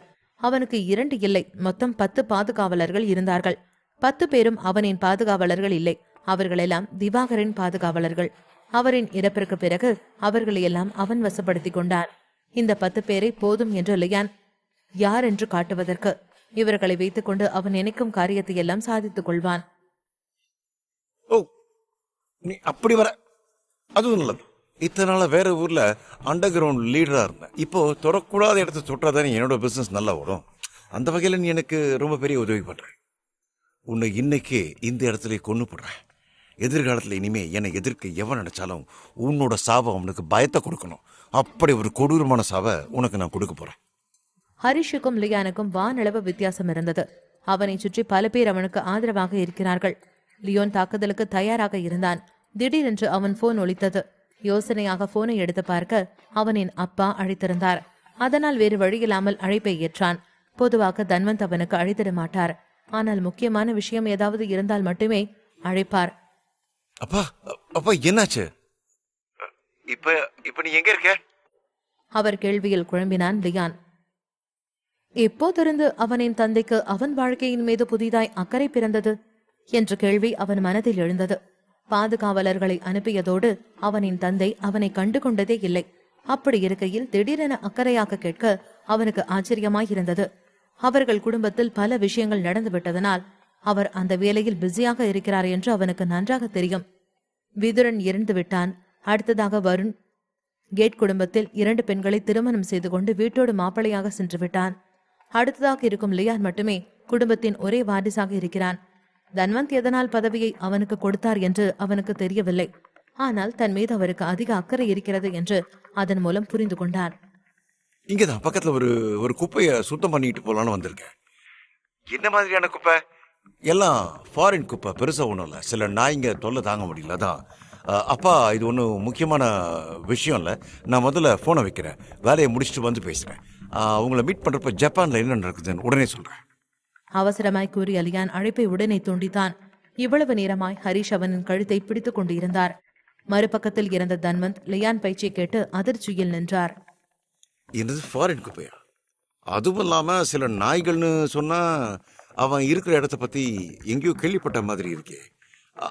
ஐயோ, அங்கதானே சரவணன் குடியிருக்கிறான். சரவணன் இருக்கும் இடத்தை பற்றி நினைவு வந்ததும் அவருக்கு உடல் நடுங்க வியர்வை ஆறாக வழிய துவங்கியது. லியான் ஹரிஷுடன் சண்டை போடுகிறான் என அறிந்ததுமே அவருக்கு மேலும் பயம் அதிகரித்தது. ஐயோ, இந்த பைத்தியக்காரன் என்ன பண்றான்னு தெரியலையே. என் கூட இருந்த எல்லா பாடிகார்ட்ஸையும் திவாகர் கூட அனுப்பி வச்சிட்டேன். அத்தனை பேர் இருந்து அவனை காப்பாற்ற முடியாது. மனத்தில் புலம்பினார் தன்வந்த். விஷயம் புரிந்தும் மீண்டும் லியானுக்கு அழைக்க பார்த்தார். ஆனால் அவனோ அழைப்பை ஏற்பதாக இல்லை. அமைதியாய் இருக்க இருக்க அவருக்கு மேலும் பதட்டம் தான் அதிகரித்தது. உடனே லியோனை கான்டாக்ட் பண்ணு. அவனை எப்படியாவது அந்த இடத்துல இருந்து கிளம்பி போக சொல்லு. கூடவே என்னோட காரை வாசலுக்கு வர சொல்லு. பதட்டத்தில் அவசரமாக கட்டளையிட்டார் தன்வந்த். இதற்கு முன்பு ஏற்கனவே டார்க்கிங்கிற்கு ஒரு முறை அவரை எச்சரித்து விட்டார். ஆனால் இம்முறை மீண்டும் பிரச்சனை செய்தால் நிச்சயம் இன்னொரு வாய்ப்பு கொடுக்க மாட்டான். உடனே பண்ணணுமா? என்ன பிரச்சனை? அதெல்லாம் விளக்குற அளவுக்கு எனக்கு நேரம் இல்லை. சாவோட பயத்தில் இருக்கிறேன். ஒழுங்கா சொன்னது செய். அப்புறம் இன்னொரு விஷயம், எனக்கு மட்டும் ஏதாவது ஆச்சு எனக்கு அப்புறம் லியோனை நீ பத்திரமா பாத்துக்கணும். கட்டளையாக கூற அசிஸ்டன்ட் அதிர்ச்சியுடன் அவரை பார்த்தார். இதுவரை தன்வந்த் பல பேருடன் சண்டையிட்டு ஜெயித்திருக்கிறார். எவ்வளவு பெரிய பிரச்சனை வந்தாலும் இம்மாதிரியான வார்த்தைகளை அவர் சொன்னதே இல்லை. சார் ப்ளீஸ், ஒரு பேச்சு கூட இந்த மாதிரி சொல்லாதீங்க. நான் ஒன்றும் விளையாடல, சீரியஸாக தான் சொல்கிறேன். சார், லியோன் சாரை என்னால் மேனேஜ் பண்ண முடியாது. நீ பெருசாக பண்ண வேண்டியது எதுவுமே இல்லை. ஒரே ஒரு விஷயத்த மட்டும் அவங்ககிட்ட சொல்லு. அவன் வாழ்க்கையில் யார் கூட வேணாலும் சண்டை போடலாம், ஆனால் ஒரே ஒருத்தன் தவிர்த்து, சரவணன். இதை கேட்டதும் அசிஸ்டன்ட் அவரை அதிர்ச்சியுடன் பார்த்தார். சரவணன் தான் அவர்களின் மிகப்பெரிய எதிரி.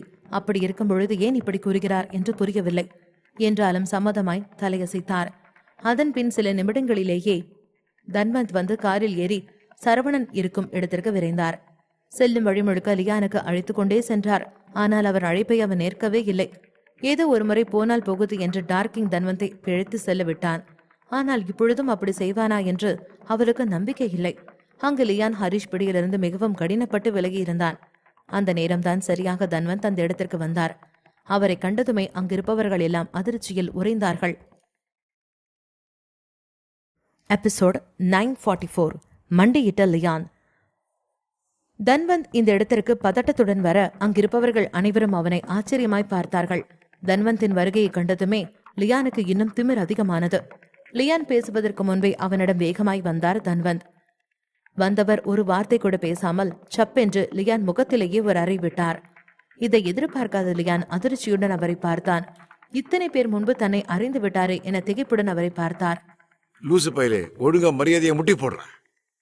கோபமாக திட்ட அதில் மேலும் திகைத்தான் லியான். அவனை சுற்றி இருக்கும் ஆட்கள் அனைவருமே அதிர்ச்சியுடன் அவர்களை பார்த்தார்கள். தன்வந்த் எதற்காக சரவணனுக்கு சப்போர்ட்டாக பேசுகிறார் என்ற குழப்பம் அங்கிருக்கும் நிறைய பேருக்கு இருந்தது. இருவருக்கும் இடையே இருக்கும் பகையை பற்றி நிறைய பேர் அறிந்திருந்தார்கள். அப்படி இருக்கையில் திடீரென்று ஏன் சரவணன் பக்கம் வந்து தன்வந்த் பேசுகிறார் என்ற குழப்பம் அதிகமாயிருந்தது. டாட், இவங்க எல்லாம் ஜப்பான்ல வந்து பிரச்சனை பண்ணிட்டு இருக்காங்க. அந்த ரெட் ஃபைன் மெடிசன் இண்டஸ்ட்ரி பத்தி கேள்விப்பட்டிருக்கீங்களா? லியான் அவன் செய்யும் காரியம் சரியானது என்று புரிய வைக்கும் எண்ணத்தில் பேச, தன்வந்த் அதையெல்லாம் காதில் வாங்கும் எண்ணத்திலேயே இல்லை. அதெல்லாம் உன்னோட அங்கிள் லூசிஃபர் ஏற்கனவே அந்த விஷயத்தை சரி பண்ணிட்டாரு. ஒழுங்கா மரியாதை இப்ப மிஸ்டர் சரவண்ட மன்னிப்பு கேட்டு ஒழுங்கா உன்னோட அங்கிள் லூசிஃபரை போய் பாரு. டாட், என்ன காரியம் பண்ணிட்டு இருக்கீங்க? நான் போய் இவன் கால விழணுமா? ஒழுங்கு மரியாதையான சொல்றது செய். தேவையில்லாம நீ கோபத்தை கலராத. உனக்கு ஒரு தடவை சொன்னா புரியாதா? இப்பவே மண்டி போடு. கர்ஜனையாக தன்வந்த் சீரிட அங்கிருப்பவர்கள் அனைவருமே அதிர்ச்சியுடன் அவரை பார்த்தார்கள். லியோனுக்கு மண்டை போடும் எண்ணமே இல்லை. இத்தனை பேர் முன்பு சரவணன் காலில் விழுந்தால் தனக்குத்தான் அவமானம் என்று நின்றான். ஓ, அப்போ நான் சொல்றதை கேட்க மாட்டேன். மண்டி போட விருப்பம் இல்லைன்னா இங்க இருக்கிற உன்னை சேர்த்து குப்பை எல்லாத்தையும் நானே சுத்தம் பண்ணுவேன். கோபமாக கூறிய நண்பன் அவன் பாக்கெட்டில் இருந்து ஒரு கத்தியை வெளியே எடுத்தார். தன்வந்த் அவ்வளவு எளிதில் அவரின் ஆயுதத்தை பயன்படுத்த மாட்டார் என்று லியானுக்கு நன்றாக தெரியும். அதே போல கத்தியை எடுத்து விட்டால் இரத்தக்கரை பார்க்காமல் விற்க மாட்டார் என்றும் அறிந்திருந்தான். கத்தியை எடுத்து அனைவரும் கொல்வதற்கு அவர் தயாராக இருப்பதை கண்டதும் வேறு வழியில்லாமல் லியான் தரையில் மண்டியிட்டான். சுற்றி வேடிக்கை பார்ப்பவர்கள் முதல் கொண்டு லியானுடன் வந்தவர்கள் அனைவருமே அதிர்ச்சியாக அவனை கண்டார்கள். ஒட்டுமொத்த ஜப்பானையும் கட்டுக்குள் வைத்திருப்பவன் ஹரிஷ் காலில் விழுவதா என ஆச்சரியத்துடன் பார்த்தார்கள். இவ்வளவு சுலபமாய் ஹரிஷ் காலில் விழுந்துவிட்டால் எதிர்காலத்தில் ஹரிஷின் நிலைமை என்ன ஆகும் என யோசித்தார்கள். பண்ற வேலையெல்லாம் பண்ணிட்டு இப்போ மண்டி போடுறிய? அவ்வளவு சீக்கிரம் நான் உன்னை இப்படியே விட்டுருவேன்னு நினைக்காத. வெறுப்புடன் லியான் மண்டி போட்டிருப்பதை பார்த்து கூறினார் ஹரிஷ். இதனை அவர் எதிர்பார்க்கவில்லை. லியோனுடன் சண்டை போட்டு அவனை கொள்ளுவது அவரின் எண்ணமாக இருந்தது. தன்வந்த் என்ன செய்வது என்று தெரியாமல் நின்று கொண்டிருந்தார். லியோன் உயிரை காப்பாற்றுவதற்காக தான் அவனை மண்டியிட வைத்தார். என்ன மன்னிச்சிடு ஹரிஷ். ராயனுக்கு உண்டான எல்லா மெடிக்கல் செலவையும் நானே பாத்துக்கிறேன். மண்டியிட்ட லியான் அமைதியான குரலில் கூற, அதில் மேலும் ஹரிஷிற்கு எரிச்சல் தான் வந்தது. என்னது மெடிக்கல் செலவை பாக்குறியா? என்ன பார்த்தா காசு இல்லாத மாதிரி தெரியுதா உனக்கு? கடுப்பாக ஹரிஷ் கேட்க பல்லை கடித்தான் லியான். அவன் இவ்வளவு தூரம் இறங்கி வந்து பேசியதே பெரிது. அப்படி இருந்தும் ஹரிஷ் இன்னும் திமிராக இருப்பதை காண எரிச்சல் தான் வந்தது அவனுக்கு. ஹரிஷ் ப்ளீஸ், இந்த விஷயத்தை எப்படி முடிக்கலாம்னு சொல்றீங்களோ அப்படி இதை பண்ணிடலாம். ரொம்ப பெருசா பிரச்சனை ஆக்க வேண்டாம். மிகவும் தன்மையாக ஹரிஷிடம் தன்வந்த் கேட்க பல்லை கடித்துக் கொண்டு குனிந்து நின்றான் லியான். இந்த அப்பாவுக்கு என்னாச்சு? இன்னைக்கு இவங்கிட்ட போய் இவ்வளவு பொறுமையா பேசிக்கிட்டு இருக்காரு. இதுக்கெல்லாம் என்ன காரணமா இருக்கும்? ஒருவேளை இந்த சரவண பையன் ஏதாவது பண்ணி வச்சுட்டானோ? அதுக்கு வாய்ப்பே இல்லையே. இந்த சரவணுக்கெல்லாம் அது தகுதியே இல்லை. எப்படியும் பணம் காரணமா இருக்காது. நாங்க ஒன்றும் அந்த அளவுக்கு மட்டமான ஆளுங்களும் கிடையாது. என் அப்பாவை இவ்வளோ அடிபணிஞ்சு போறாருன்னா நிச்சயமா பவர் தான் காரணமா. அப்படி என்னதான் எனக்கு புரியலையே. மனதிலே யோசித்தான் லியான். அவன் இன்னும் திமிராக இருப்பதை கண்டதும் ஹரிஷிற்கு கோபம்தான் அதிகரித்தது. எனக்கு ரொம்ப வேண்டப்பட்ட ஆளு ஒருத்தனோட கைய உன் புள்ள உடைச்சிட்டான். அதுக்கு ஈடா என்ன பண்ணணும்னு உனக்கு நல்லாவே தெரியும். ஓகே தானே? அழுத்தமான குரலில் ஹரிஷ் கூற முகத்தை சுருக்கினான் தன்வந்த். இதை கேட்டதுமே படக்கென்று அவன் அப்பாவை பார்த்த லியான். அப்பா, அவன் கண்டதை உளறான். அதெல்லாம் கேட்காதீங்க. அந்த ராயன் சாதாரண நாய். நீங்க அவன் சொல்றதெல்லாம் காதுல போட்டுக்காதீங்க. அவசர அவசரமாய் அவன் அப்பாவிடம் கூறினான். ஹரிஷின் நோக்கம் என்ன என்று புரிந்த லியான் அவன் அப்பா செய்வதை தடுக்க நினைத்தான். ராயன் கையை உடைத்ததற்கு ஈடாக லியான் கையை உடைக்க வேண்டும் என்ற எண்ணம் தான் ஹரிஷுக்கு இருந்தது. தன்வந்த் சில நிமிடங்கள் யோசித்தார். ஆனாலும் உடனே முடிவெடுத்து லியானை நெருங்கி வந்தார். அப்பா வேண்டாம், இதை மட்டும் பண்ணாதீங்க. லேசான பயத்துடன் லியான் கூற தன்வந்த் அவனை நெருங்கி ஒரே நொடியில் அவனின் கையை வளைத்து உடைத்து விட்டார். எலும்புகள் உடையும் சத்தம் வெளியே இருப்பவர்களுக்கும் கேட்டது. மிஸ்டர் சரவணா, இதுக்கு முன்னாடி நம்ம 2 பேருக்குள்ள நிறைய பிரச்சனை இருந்துச்சு. உங்களை எதிர்த்து நான் சண்டை போட்டேன். ஆனா நான் எப்பவுமே கொடுத்த வாக்கு காப்பாற்றுவேன். நீங்க இன்னொரு சான்ஸ் கொடுத்ததுனால உங்களை எதிர்க்க கூடாதுன்னு முடிவு பண்ணியிருக்கேன். நீங்க இப்ப நம்பலனா இவனை நீங்களே செக் பண்ணி பாருங்க. நிஜமாலுமே என்னோட பையன் கையை நான் உடைச்சிட்டேன். மிகவும் தன்மையாக தன்வந்த் கூறினார். பேஸ்வானி குடும்பத்தின் மூத்த மகனின் கையை ஒரே அடியில் உடைத்து விட்டார் தன்வந்த். ஆனாலும் லியான் வாயை திறந்து ஒரு சத்தம் கூட போடவில்லை. பல்லை கடித்துக் கொண்டு வலியை பொறுத்து கொண்டு நின்றான். சரவணன் பதில் பேசவில்லை. ஹரிஷ் தான் எள்ளலாக அவர்களை பார்த்தார். உன்னோட பையங்கையை நீ உடைச்சிட்டா எல்லாம் முடிஞ்சிருச்சுன்னு அர்த்தமா? அண்டர் கிரவுண்ட் வேர்ல்டில் 2 பேரும் எவ்வளோ பேர் எதிரிங்கன்னு தானே எல்லாருக்கும் தெரியும். உன்னோட பையன் அண்டர் கிரவுண்ட் வேர்ல்டு ரூல்ஸை பிரேக் பண்ணி பல விஷயத்த பண்ணியிருக்கான். இவனை எப்படி விடணுமா? ஹரிஷ் அழுத்தமாய் கேட்க லியோன் வெடக்கென்று ஹரிஷை பார்த்தான். அவனின் கையை ஒடித்து விட்டார்கள். அப்படி இருந்தும் இன்னும் இவனுக்கு என்னதான் வேண்டும் என்பது போல் பார்த்தான். ஆனால் தன்வந்த் ஹரிஷ் சொல்வதை அனைத்தையும் கேட்கும் எண்ணத்தில் நின்று கொண்டிருந்தார். ஆமா, லியோன் அண்டர் கிரவுண்ட் வேர்ல்டு ரூல்ஸை பிரேக் பண்ணிட்டான். அடுத்த நொடியே லியான் நெஞ்சில் குத்த வாயிலிருந்து ரத்தத்தை கக்கினான் லியான். ஏற்கனவே நான் இவனோட கையை அடிச்சு உடைச்சிட்டேன். பெஸ்வானி குடும்பத்தோட சின்சியாரிட்டியை உங்களுக்காக நான் காட்டிட்டேன். இதோட இந்த பிரச்சனையை முடிச்சுக்கலாமே. இனிமே இவன் உங்க வழிக்கு வரமாட்டான். மிகவும் தன்மையாக கூற ஹரிஷுக்கு ஆச்சரியமாய் இருந்தது. எவ்வளவு ஆணவத்திலும் திமிரிலும் மிதப்பாக இருந்த தன்வந்த் இன்று அவரின் தன்மானத்தை விட்டுவிட்டு கெஞ்சுவதை பார்க்க ஹரிஷுக்கு திகைப்பாய் இருந்தது. சரி, அப்படின்னா படிச்சு போங்கன்னு விடுறேன். உடனே ஹரிஷ் அவரின் நாட்கள் பக்கம் திரும்பினார். எல்லாரும் திரும்ப போவோம். ஹரிஷ் கூற அனைவரும் கிளம்ப ஆரம்பித்தார்கள். சரவணனும் ஹரிஷுடன் எதுவும் பேசாமல் வீட்டிற்கு கிளம்பினான். தன்வந்த் லியானை அழைத்துக் கொண்டு அவரின் வீட்டிற்கு கிளம்பினான். லியான் ஒரு வார்த்தை பேசவில்லை. வீட்டிற்கு வந்ததும் கோபமாய் அவன் அறைக்கு சென்று விட்டான். சார், தயக்கத்துடன் அழைக்க தன்வந்த் அவரை பார்த்தார். நான் சொன்னது உங்களுக்கு ஞாபகம் இருக்கா? அழுத்தமாய் கேட்க தயக்கத்துடன் தலையசைத்தார் அசிஸ்டன்ட். எபிசோட் 945 தன்வந்தின் சாவு. இரவு நேரத்தில் தன்வந்தின் அசிஸ்டன்ட் லியான் அறை கதவை வேகமாக தட்டினார். கடுப்பில் அமர்ந்திருந்த லியான் கதவை திறக்கவே இல்லை. சார் கதவை திறங்க சார். தனவந்த் சார் இறந்துட்டாரு. பதட்டத்துடன் அசிஸ்டன்ட் கூற அதிர்ச்சியில் கதவை வேகமாய் திறந்தான் லியான். என்ன சொன்ன? சார் இறந்துட்டாரு. யாரோ அவரை கொண்டது? சார், அவர் யாரும் கொல்லல. தனவந்த் சார் சூசைட் பண்ணிட்டாரு. உடைந்த குரலில் அசிஸ்டன்ட் கூற அதிர்ச்சியில் உறைந்தான் லியான். அவனால் இந்த விஷயத்தை நம்பவே முடியவில்லை.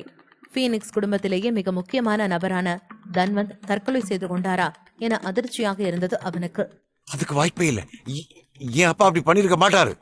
அதிர்ச்சி கலந்த குரலில் கூறினான் லியான். எவ்வளவு பெரிய ஆள் தற்கொலை செய்து கொண்டு இறந்தாரா என்று இருந்தது அவனுக்கு. இன்று அவருக்கு பெரிய அவமானம் நிகழ்ந்தது. சார், அவரோட வீட்டுல தூக்குல தொங்கிட்டாரு. அவரு சாகறதுக்கு முன்னாடி ஒரு விஷயத்தை உங்ககிட்ட சொல்ல சொன்னாரு. இப்ப வீட்டுல டாக்டர்ஸ் அவரை செக் பண்ணிட்டு இருக்காங்க. நீங்க அங்க வரீங்களா? அப்பா கடைசி என்ன சொன்னாரு? நடுக்கத்துடன் கேட்டான். லியானுக்கு சொத்தை பற்றியோ பணத்தை பற்றியோ கவலை இல்லை. அவர் கடைசியாக என்ன சொன்னார் என தெரிந்து கொள்வதில் மட்டும்தான் அவன் எண்ணம் இருந்தது. ஒரே ஒரு விஷயத்தை தான் அவங்ககிட்ட சொல்ல சொன்னாரு. என்ன சொல்ற? அவரை கொண்டது யாருன்னு சொன்னாரா? இல்ல சார், அது சூசைட் தான் பண்ணிக்கிட்டாரு. அவர் என்ன சொல்ல சொன்னார்னா, இனிமே எதிர்காலத்துல மிஸ்டர் சரவணன் கிட்ட நீங்க பிரச்சனை வசிக்க கூடாதுன்னு சொன்னாரு. நீங்க எப்பவுமே அவர் பக்கம் தான் நிக்கணும். பணத்துக்காகவோ இல்ல வேற எந்த ஒரு விஷயத்துக்காகவோ சரவணனை எதிர்க்க கூடாதுன்னு சொன்னாரு. அசிஸ்டன்ட் கூறியதை கேட்டு மேலும் அதிர்ச்சியில் மூழ்கினான் லியான். ஏற்கனவே அவன் மீது பயங்கர கோபத்தில் இருந்தான் லியான். இந்த ஒரு விஷயத்தை தான் அவர் திரும்ப திரும்ப என்கிட்ட அழுத்தமா சொன்னார். சரவணா சரவணா சரவணா. எப்ப பாரு இந்த சரவணன் தான் எனக்கும் அவனுக்குமான இருந்த பகை இன்னும் முடியவே இல்லை. முதல்ல என் அப்பாவை போய் பார்க்கணும். கோபமாக லியான் கத்த அசிஸ்டன்ட் அவனை அங்கு அழைத்து சென்றார். தன்வந்தின் இறந்த உடலை கண்டதும் லியானின் முகம் இன்னும் சுருங்கியது. நிஜமாகவே அவர் தற்கொலை தான் செய்து கொண்டிருக்கிறார். அவன் அங்கு இருந்த நேரம் விஷயம் தெரிந்த மற்ற முக்கியமான நபர்கள் அந்த வீட்டிற்கு வர ஆரம்பித்தார்கள். பீனிக்ஸ் குடும்பத்தில் இருந்து நிறைய பேர் வந்தார்கள். எதுக்கும் கவலைப்படாதீங்க. அவர் ஆசீர்வாதம் உங்களுக்கு எப்பவுமே இருக்கும். என்னோட ஆழ்ந்த அனுதாபங்கள். மிஸ்டர் லியான், வருத்தப்படாதீங்க. பீனிக்ஸ் குடும்பத்திலேயே ரொம்ப முக்கியமான ஆளு உங்க அப்பா. அவரே எப்படி பண்ணுவார்னு எதிர்பார்க்கல. பீனிக்ஸ் குடும்பம் எப்பவுமே உங்களுக்கு சப்போர்ட்டா இருக்கும். என்ன உதவி வேணாலும் என்கிட்ட நீங்க தாராளமா கேட்கலாம். உங்களுக்கு உதவி பண்ண எப்போதும் நான் தயாரா இருப்பேன். ஒருவன் பின் ஒருவராக லியான் பக்கம் வந்து ஆறுதல் கூறிக்கொண்டிருந்தார்கள். அனைத்தையும் அமைதியாக கேட்டுக்கொண்டு நின்றான் லியான். அவன் பார்க்க அமைதியாக இருந்தாலும் அவன் மனம் அமைதியாக இல்லை. மனதில் எதனால் அவன் தந்தை தற்கொலை செய்து கொண்டார் என்ற கேள்வியே ஓடிக்கொண்டிருந்தது. அதுவும் சரவணன் முன்பு நடந்த அவமானத்திற்கு பிறகு அவர் தற்கொலை செய்து கொண்டதை நினைத்து யோசித்தபடியே நின்றான். எப்படியாவது அவன் அப்பா எப்படி இறந்தார் என்று கண்டுபிடிக்க வேண்டும் என்று நினைத்தான். மிகப்பெரிய ஆள், எவ்வளவோ தெரிய அண்டர் கிரவுண்ட் தாதாக்களை எல்லாம் சுலபமாய் தோற்கடித்து பீனிக்ஸ் குடும்பத்தையே மிஞ்சும் அளவிற்கு இருப்பவர் இப்படி தற்கொலை செய்து கொண்டது அவனுக்கு அவமானமாய் இருந்தது. என் அப்பாவோட சாவுக்கான காரணம் என்னன்னு நான் கண்டுபிடிச்சே ஆகணும். ஆனா சார், இந்த ஆனா ஊனா வேலையெல்லாம் என்கிட்ட வச்சுக்காரு. உடனே அப்பாவோட உடம்ப ஐஸ் பாக்ஸ்ல வைங்க. என் அப்பாவோட சாவுக்கான காரணம் வெளியே தெரியக்கூடாது. தெரிஞ்சா நமக்கு தாவமானம். அதே மாதிரி அவர் எதனால இறந்தாருன்னு தெரியணும். அதுக்கான வேலையை ஆரம்பிக்க சொல்லுங்க. கட்டளையாக அசிஸ்டன்டிடம் கூறினான் லியான். நடு இரவில் இவ்வளவு பெரிய ஆள் தூக்கி மாட்டி இருந்து விட்டார் என்று தெரிந்தால் ஊரில் உள்ளவர்கள் எழிலாக பேசுவார்கள் என்ற எண்ணம் லியானுக்கு. அவன் மனதில் வேறு ஏதேனும் காரணம் இருக்குமா என்ற கேள்வி ஓடிக்கொண்டே இருந்தது.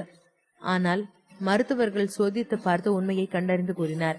நிஜமாலே அவர் தற்கொலை செய்திருக்கிறார். மிஸ்டர் பிஸ்வானி, இந்த விஷயத்துல நான் உங்களுக்கு சப்போர்ட்டா இருக்கிறேன். தனவந்த் சாவல் எனக்கும் சந்தேகம் இருக்கு. ஆமா, தனவந்த் யார் கூட சண்டை போட்டாலும் அவங்கள கொல்லாம விட மாட்டார். அப்படி ஒரு ஆள் எப்படி தற்கொலை பண்ணிக்க வச்சாங்க? எனக்கும் இதுல ஏதோ ஒரு மர்மம் இருக்கிற மாதிரி தோணுது. ஆனா வீட்டுக்குள்ளேயே வந்த ஒருத்தன் இவரை கொல்ற அளவுக்கு யார் இருக்கு? வீடை சுத்தி சிசிடிவி கேமரா இருக்கு. இவ்வளவு பேர் பாதுகாப்பா இருக்கிறாங்க. அப்படி இருக்கும்போது எவன் எப்படி வந்து கொண்டு இருப்பான்? அங்கிருப்பவர்கள் எல்லாம் ஒருவன் பின் ஒருவராக பேசிக்கொள்ள ஆரம்பித்தனர். லியோன் அமைதியாக கேட்டுக்கொண்டு நின்றான். அவன் மனதில் இதற்கும் சரவணனருக்கும் ஏதேனும் சம்பந்தம் இருக்குமா என்ற யோசனை எழுந்தது. அதே போல அவன் தந்தையின் மாற்றம் அவனை மேலும் குழப்பத்திற்கு ஆழ்த்தியது. எதற்காக சரவணனிடம் மன்னிப்பு கேட்க வைத்தார்? அவனுக்கு பரிந்து பேசினார் என்று குழப்பத்தில் மூழ்கியிருந்தான் லியான். மற்றவர்கள் தங்களுக்குள் பேசிக்கொள்ள லியோனுக்கு யாரோ அவனை உற்று பார்ப்பது போல் தோன்றியது. சுற்றி முற்றியும் பார்க்க அங்கு அவனை யாரும் பார்க்கவில்லை. ஆனால் திடீரென்று அவனுக்கு அந்த உணர்வு தோன்ற யாராக இருக்கும் என தேடினான். யாருக்கும் தெரியாமல் அமைதியாய் தோட்டம் பக்கம் செல்ல ஒரு புதருக்கு பின்னே யாரோ இருப்பது போன்று தோன்று யோசனையுடன் அங்கு சென்றான் லியான். நிச்சயம் அந்த நபர் தன்வந்தை கொன்றிருக்க மாட்டான் என்று தோன்றியது. ஏனென்றால் சிசிடிவி கேமராவில் வேறொரு நபர் வீட்டுக்குள்ளே வந்தது போல் தெரியவில்லை. அதே நேரம் எவ்வளவு பெரிய முட்டாளாக இருந்தாலும் உலகத்தில் தலை சிறந்த போராளியான தன்வந்தை அவ்வளவு எளிதில் கொன்றுவிட முடியாது. லியோன் அந்த புதருக்கு சற்று தொலைவில் இருந்து அதனை உற்று பார்த்தான். யார் அங்க ஒளிஞ்சிட்டு இருக்காரு? வெளியே வா! சத்தமான குரலில் அவன் அழைக்கவும் ஒரு உருவம் புதரை விட்டு வெளியே வந்தது. நிஞ்சா உடையை அணிந்திருந்தவன் முகத்தை மாஸ்கால் மறைத்திருந்தான். உனக்கு இங்க என்ன வேலை? மிஸ்டர் லியான், உங்க அப்பாவோட சாவுக்கு என்ன காரணம்னு ரொம்ப யோசிச்சு குழப்பத்தோட இருக்கீங்க போல. யார் நீ? அது இருக்கட்டும். நான் இங்க வந்ததுக்கு உனக்கு காரணமே உங்க அப்பாவை கொண்டது யாருன்னு சொல்றதுக்காக தான். முதல்ல நீ யாருன்னு சொல்லு. நான் யாருன்னு தெரிஞ்சுக்கிறதுல இவ்வளவு ஆர்வமா இருக்கீங்க? உங்க அப்பா சாவை விட அது ரொம்ப முக்கியமான. லேசான சிரிப்புடன் கேட்ட நிஞ்சா லியான் பக்கம் சென்று அவன் காதலி அவன் யார் என்று கூறினான். அது கேட்டதும் லியோனின் முகம் தீவிரமடைந்தது. என் அப்பா எப்படி செத்தாரு? கவலைப்படாதீங்க, அதுக்காகத்தான் ஒரு வீடியோவிலேயே நான் கொண்டு வந்திருக்கேன். உடனே நிஞ்சா அவன் போனில் இருந்த ஒரு வீடியோவை போட்டு காட்டினான். இன்று காலை ரோட்டு பக்கம் நடந்த ஒரு விஷயத்தை போட்டு காட்டினான். அதில் தன்வந்தும் ஸ்கை டெவிலுக்கும் நடக்கும் சண்டை ஓடியது. அதை பார்த்ததுமே லியான் நடப்பதை புரிந்து கொண்டான். டார்கிங்கை பற்றித்தான் இந்த நிஞ்சா கூற வருகிறான் என புரிந்து கொண்ட லியான் வீடியோவை முழுதாய் பார்த்தான். ஸ்கை டெவிலுக்கு அடுத்ததாக டார்கிங்குக்கு வருவதை கண்டதும் அதிர்ச்சியில் உறைந்தான் லியான். அப்பொழுதுதான் தன்வந்த் ஏன் தற்கொலை செய்து கொண்டார் என புரிந்தது. டார்கிங் மிரட்டலாக தன்வந்தை சாக கூற அவனும் அதற்கு ஒப்புக்கொண்டார். நடக்கும் நிகழ்வுகளையே திரும்ப திரும்ப பார்த்து கொண்டிருந்தான் லியான். அவனால் அவன் கண்களையே நம்ப முடியவில்லை. தன்வந்த் டார்கிங்கிடம் பேச, டார்கிங் அவரை மிரட்ட என மாறி மாறி நடப்பதையே கலவரத்துடன் பார்த்து கொண்டு இருந்தான். அப்போ என் அப்பா சாவுக்கு டார்கிங் தான் காரணமா? அதிர்ச்சியில் கேட்ட லியான் உறைந்து நின்றான். எபிசோட் 946. சரவணனோட சாவு நெருங்கிடுச்சு. லியான் அந்த ஃபுட்டேஜை பார்த்ததும் மிகவும் கோபமானான். அதில் தெரிந்த முகத்தை பார்த்ததும் இன்னும் கோபமானான். அப்பொழுதுதான் அவனது தந்தை அவனிடம், நீ எப்பவும் சரவணனை எதிர்க்காத, முடிஞ்சா சரவணன் பக்கம் இரு என்று சொன்னது நினைவுக்கு வந்தது. இல்ல, இதுக்கு வாய்ப்பே இல்ல. இவன் எப்படி டார்கிங்கா இருக்க முடியும்? ஆனா இந்த வீடியோல இருக்கிறது கண்டிப்பா அந்த சரவணன் தான். அப்படின்னா சரவணன் தான் டார்கிங்கா? லியான் அப்படி சொல்லிக் கொண்டு இருக்கும் பொழுதே அந்த நிஞ்சா அவன் அருகில் வந்து சிரித்தான். உண்மையிலேயே அந்த சரவணன் தான் டார்கிங்கா இருப்பான்னு நீ நினைக்கிறியா? நீ என்ன சொல்ற? எனக்கு எதுவும் புரியல. ஒருத்தவங்களை பார்த்து டக்குன்னு கத்துக்கிற விஷயத்துல ரொம்ப ஈஸியான ஒண்ணு அவங்கள மாதிரி நடிக்கிறது தான். ஆனா டார்கிங் மாதிரி நடிக்கிறது ஒன்றும் அவ்வளவு சாதாரண விஷயம் கிடையாது. அதுக்காக அது முடியவே முடியாத விஷயமும் கிடையாது. அப்படின்னா அந்த சரவணன் நடிக்கிறான்னு சொல்றியா? அவன் டார்கிங் இல்லைன்னு நினைக்கிறியா? கண்டிப்பா அவன் டார்கிங்கா இருக்க வாய்ப்பே இல்லை. இந்த சரவணனுக்கு எப்படி டார்கிங்கை பத்தி தெரியும்? அண்டர் கிரவுண்ட் டார்க் வெப்பை பத்தி அவனுக்கு எப்படி தெரிஞ்சிச்சு? பரவாயில்லையே, நீ கொஞ்சம் அறிவாளி தான். இதை பத்தியெல்லாம் கூட தெரிஞ்சு வச்சிருக்க. அந்த சரவணன் சாதாரண ஆள் தான். ஆனா அவனை சுத்தி இருக்கிற ஆளுங்க யாரும் சாதாரண ஆட்கள் கிடையாது. அவனை சுத்தி மிகப்பெரிய டார்க் வேர்ல்ட் டீமே இருக்கு. அதுலயும் அவன் கூட இருக்கிற ரத்னத்துக்கு வேர்ல்ட் லெவல்ல நாலேஜ் இருக்கு. அவரோட அறிவுரைப்படி தான் இவன் இதெல்லாம் பண்ணிக்கிட்டு இருக்கான். ஆமாமா, நானும் அப்பா சொல்லி கேள்விப்பட்டிருக்கேன். 10 வருஷத்துக்கு முன்னாடி டார்கிங் ரிட்டையர் ஆகிட்டதாகவும் அதுக்கப்புறம் அந்த போஸ்டிங்க்கு யாரும் வரலன்னு சொல்லியிருக்காரு. லியான் அப்படி சொன்னதும் நிஞ்சா வாய் விட்டு சத்தமாக சிரித்தான். இப்போ எதுக்கு இப்படி சிரிக்கிற? நான் ஏதாவது தப்பாக சொல்லிட்டேன்னா? ரிட்டையர் ஆகிற அளவுக்கு டார்க்கிங் போஸ்ட் அவ்வளவு சாதாரணமானதுன்னு நினச்சிட்டியா? டார்க்கிங் போஸ்ட்ல இருந்து யாரும் ரிட்டையர் ஆகலை, டார்க்கிங்கை கொலை பண்ணிட்டாங்க. நிஞ்சா அப்படி சொன்னதும் லியான் அதிர்ச்சி அடைந்தான். என்னது, டார்க்கிங்கை கொலை பண்ணிட்டாங்களா? யார் டார்க்கிங் கொலை பண்ணா? ஏன் கொலை பண்ணாங்க?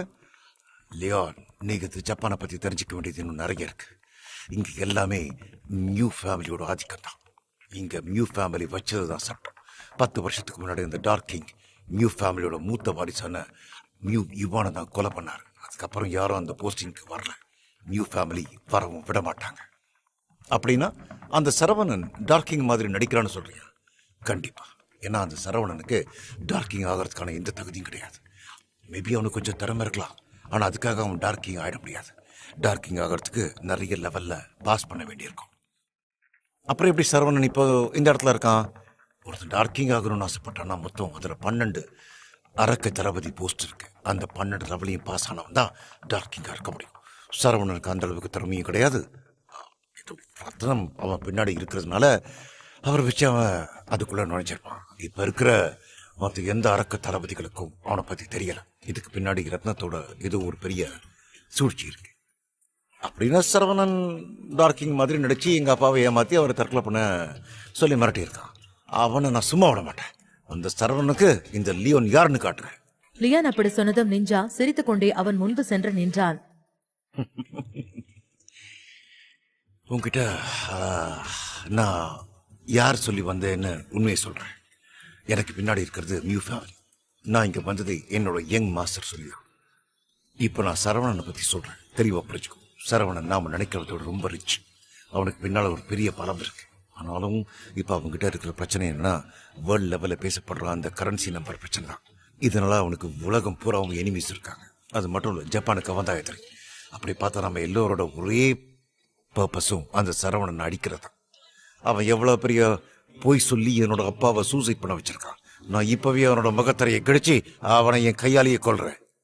லியான் அப்படி சொல்லும் பொழுது அவனது கண்கள் சிவந்து கோபத்தில் எரிமலையாய் வெடித்துக் கொண்டிருந்தான். அவசரப்படாத.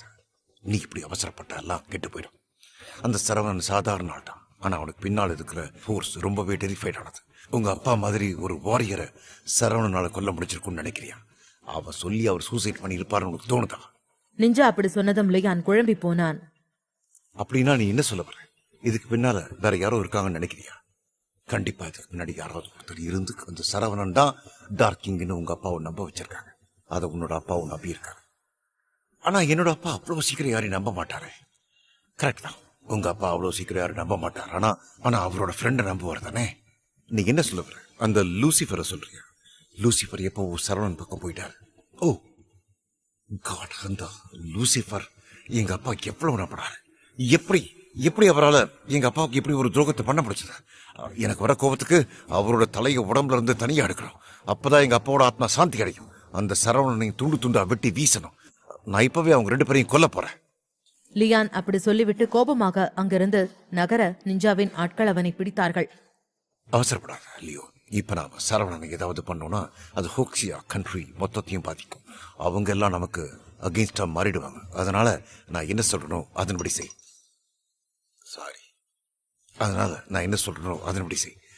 அவங்களுக்கு பயந்துக்கிட்டு அவங்கள அப்படியே விட சொல்றியா? அவங்கள அப்படியே விட சொல்லல, இதை விட கொடூரமான தண்டனை கொடுக்கணும்னு சொல்றேன். நான் சொன்ன மாதிரி செஞ்சேன்னா சரவணனோட பணம், அதிகாரம், ரெப்யூட்டேஷன் இப்படி எல்லாத்தையும் அடிச்சிடலாம். அதுக்கப்புறம் அவனை நம்ம அணுகுணுவா சித்திரவதை பண்ணி கொடூரம் நான் எப்படி இருக்குன்னு அவனுக்கு காட்டுறோம். இப்ப நம்ம என்ன பண்ணலாம்னு சொல்றேன். லியான் அப்படி கேட்டதும் நிஞ்சா லியானின் காதில் ஏதோ ரகசியமாக சொன்னான். அவன் சொன்னதை கேட்டதும் லியானின் முகம் சந்தோஷத்தில் மலர்ந்தது. கண்டிப்பா அவனுக்கு இந்த தண்டனை வேணும் தான். சரவணா, உன்னோட சாவு நெருங்கிடுச்சு.